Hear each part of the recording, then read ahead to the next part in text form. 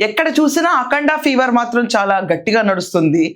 ఒక బాలకృష్ణ గారి అభిమానులకే కాదు, టోటల్ గా మన ఇండియాలో ఉన్న హిందువులందరికీ ఒక గర్వకారణంగా నిర్మించబడుతున్న అఖండ సినిమా చాలా మంది పొలిటికల్, ఫ్రాంక్లీ స్పీకింగ్ వాళ్ళ గురించి ఈ వర్డ్ అనొచ్చో నాకు తెలియదు, దేవుడి పేరుని అడ్డంగా వాడుకున్న కొంతమందికి ఈ రోజు అఖండ మూవీ పార్ట్ 1 అవనండి, పార్ట్ 2 అవనండి గట్టి రెస్పాన్స్ గా చూస్తారు అందరూ.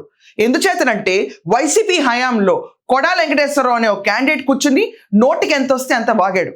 ఉట్టి పొలిటికల్ స్టేట్మెంట్స్ చేసి ఇంకొకళ్ళని అవమానపరిచాడంటే కానే కాదు, ఇంకో మెట్టు ముందుకు వెళ్ళిపోయి ఆఖరికి తిరుమల తిరుపతి దేవస్థానాన్ని అవనిండి, ఆంజనేయ స్వామిని అవనిండి, ఆఖరికి రథం తగలబడ్డం విషయం అవనిండి, ప్రతి ఒక్క విషయం మీద అపహేళన చేస్తూ ప్రతిదీ ఈజ్ ఈక్వల్ టు మనీ.